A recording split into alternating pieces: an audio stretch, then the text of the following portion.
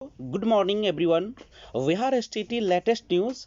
आज हिंदुस्तान पेपर में जो हमारे बिहार शिक्षक बहाली के बारे में जो छपी है उसके बारे में थोड़ा सा जानकारी देता हूँ। लेकिन इसके पहले जो आप देख रहे हैं थंबनेल पर, जिलों से पुराने वेतनमान वाले शिक्षकों का मांगा ब्यौरा। आखिर कब तक ये तमाशा चलेगा? आखिर कब तक? एक बार तो कहा गया कि 24 घंटे के अंदर ब्यौरा पेश किया जाए, नहीं तो उन पर कार्रवाई की जाएगी। और ये फिर से एक नया ब्यौरा, यानी पुराने वेतनमान वाले जितने भी शिक्षक हैं उनका ब्यौरा मांगा गया। लेकिन आप सोच रहे हो कि इससे हम लोगों को क्या फायदा होने वाला? तो देखिए, जब शिक्षकों का मांगा ब्यौरा यानी ब्यौरा जब मांगा जाता है, तो ये देखिए सबसे पहले तो उससे फायदा क्या होती है कि रिक्त पद आते हैं तो हम लोग का बहाली प्रक्रिया तो आगे बढ़ती है, लेकिन नए बहाली प्रक्रिया की ओर भी कदम बढ़ाते हैं। तो ये सरकार का, लेकिन ये कब तक चलेगा? ये तो एक जुमलाबाजी हो रहा है। कब से सुनते आ रहे हैं, नोटिस पर नोटिस निकलते जा रहे हैं, लेकिन कोई कार्रवाई नहीं होती है। सरकार भी सोई हुई है और रिपोर्ट देने वाले भी सोए हुए हैं। देखिए, आज का पेपर है बुधवार 19 मई 2021, पटना से प्रकाशित ये न्यूज़पेपर है। इसमें आप देख सकते हैं, ये न्यूज़ है हम लोगों के लिए जो बेनिफिशियल है कि जिलों से पुराने वेतन मान वाले शिक्षकों का मांगा ब्यौरा। देखिएगा एक हेडिंग कि हाई स्कूल के कार्यरत व रिक्त शिक्षक पदों का भी ब्यौरा तलब, यानी उच्च माध्यमिक शिक्षा निदेशक ने सभी डीईओ उनके जिले के राजकीय प्रोजेक्ट माध्यमिक उच्च माध्यमिक विद्यालयों में कार्यरत प्रधानाध्यापकों सहायक शिक्षकों के रिक्त पदों का विवरण 20 मई तक देने का आदेश दिया है। 31 दिसंबर 2020 को कट ऑफ डेट मानकर 2 दिनों के अंदर निदेशक ने हार्ड और सॉफ्ट कॉपी में इससे संबंधित रिपोर्ट देने को कहा है। और रिपोर्ट में माध्यमिक उच्च माध्यमिक में कार्यरत शिक्षकों की शैक्षणिक तथा प्रशैक्षणिक योग्यता की भी जानकारी देने को कहा गया है। तो ये मांगने वाला प्रथा क्यों चल रहा है? जब आप किसी भी बहाल करते हैं शिक्षकों को, तो उस समय आप पूरी तरीके से जांच क्यों नहीं कर लेते हैं? क्योंकि अब जो ये यहाँ पे एक समझिए, चूंकि शिक्षकों का ब्यौरा यहाँ पे मांगा गया है, चूंकि आप सभी को पता है कि 1 अप्रैल से ऐसे कार्यरत रह गए शिक्षकों की संख्या जुटाता है शिक्षा विभाग, और 31 मार्च तक रिटायर होने वाले शिक्षकों का पद हर साल किया जा रहा है विलोपित। यानी आप थोड़ा सा न्यूज के बारे में जाने, तब आपको पता चलेगा कि आखिर है क्या। पटना से ये प्रकाशित न्यूज़पेपर है। पुराने वेतनमान वाले जिला संवर्ग के कितने शिक्षक 2021-22 में राज्य के प्रारंभिक स्कूलों में कार्यरत रह गए हैं, इसका ब्यौरा शिक्षा विभाग ने सभी जिलों से मांगा है।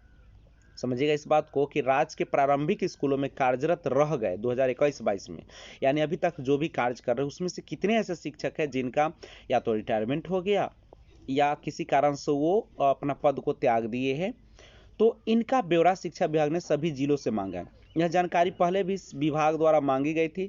जिन 14 जिलों ने ऐसे कार्यरत जिला संवर्ग के सहायक शिक्षकों की सूची राज्य मुख्यालय को नहीं भेजी है, उन्हें इसके लिए 20 मई तक का समय दिया गया है। और प्राथमिक शिक्षा निदेशक डॉक्टर रंजीत कुमार सिंह ने अरवल, औरंगाबाद, भोजपुर, दरभंगा, गया, लखीसराय, मुंगेर, लखीसराय, सहरसा, सारण, शेखपुरा, शिवहर, सुपौल और वैशाली एवं पूर्वी चंपारण के जिला पदाधिकारी तथा जिला कार्यक्रम पदाधिकारी स्थापना से उनके जिले के मूल कोटि के शिक्षकों के ब्यौरे तलब किए। विदित हो कि विभागीय नियंत्रणाधीन जिला संवर्ग में कार्यरत मूल कोटि के शिक्षक का संवर्ग पूर्व से ही मरणशील घोषित है। प्रतिवर्ष 31 मार्च को इस कोटि के शिक्षकों के रिक्त पद 1 अप्रैल से मरणशील हो जाते हैं और विभाग इन पदों को विलोपित कर लेता है। और इसी को लेकर प्राथमिक निदेशक ने पहले ही जिलों से विवरण मांगा था, लेकिन इन 14 जिलों ने अब तक अप्राप्त रहने से उन्हें फिर निर्देशित किया गया। प्राथमिक निदेशक ने जिला संवर्ग के मूल कोटि के सहायक शिक्षकों के बारे में तय प्रपत्र में सूचना देने को कहा है। वर्ष 2012 के पूर्व नियुक्त एवं कार्यरत सहायक शिक्षकों की संख्या 34,540 कोटि अंतर्गत नियुक्त एवं कार्यरत सहायक शिक्षकों की संख्या के साथ जिलावार मूल कोटि के सहायक शिक्षकों की कुल संख्या की जानकारी देनी होगी। तो देनी होगी तो भी देंगे क्या, 20 मई तक इनको देना है। लेकिन अब मैं आपको बता दूं कि अब आखिर कब तक नियुक्ति होगी, कब तक जुमलाबाजी होगी? क्या एसटीटी 2019 जो था केवल एक चुनावी जुमलाबाजी था और कुछ नहीं था, जिसके आनन फानन में एग्जाम तो लिया गया, रिजल्ट पूरा नहीं प्रकाशित किया, 106 अभ्यर्थियों का रिजल्ट भी अभी तक रोके हुए, और क्या अब कब तक आएगा वो अभी निश्चित रूप से वो बता नहीं रह पा रहे, क्योंकि कोई भी अधिकारी जो है अपना निर्णय नहीं लेते, ऊपर से जो कमांड का जो निर्णय होता है वही अंतिम माना जाता है। तो आखिर ये कब तक चलेगी? आखिर उनको एक न एक दिन तो नियुक्ति करना ही है। तो अब आशा लोग लगाए हुए कि 21 जून के बाद, गर्मी छुट्टी के बाद, ये शायद 106 अभ्यर्थियों का रिजल्ट आ जाए। 94,000 बहाली का जो मेंशनिंग हो गया है, जो केस है ब्लाइंड फेडरेशन केस का, उसका सुनवाई हो जाए और आगे की प्रक्रिया आगे बढ़े, और उसके बाद 94,000 बहाली भी हो जाए।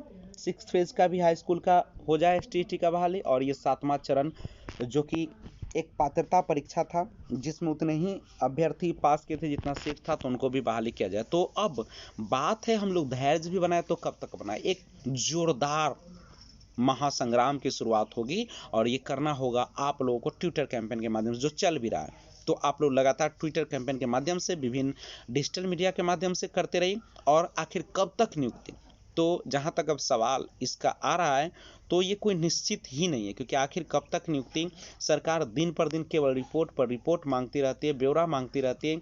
कभी खाली पदों का, प्रधानाध्यापक और सहायक शिक्षकों का, तो कभी जो से मांगा जाता है रिक्त पदों का। तो ये सब चलती रहती है, लेकिन आखिर एक निश्चित तो बताए कि कब तक नियुक्ति होगी।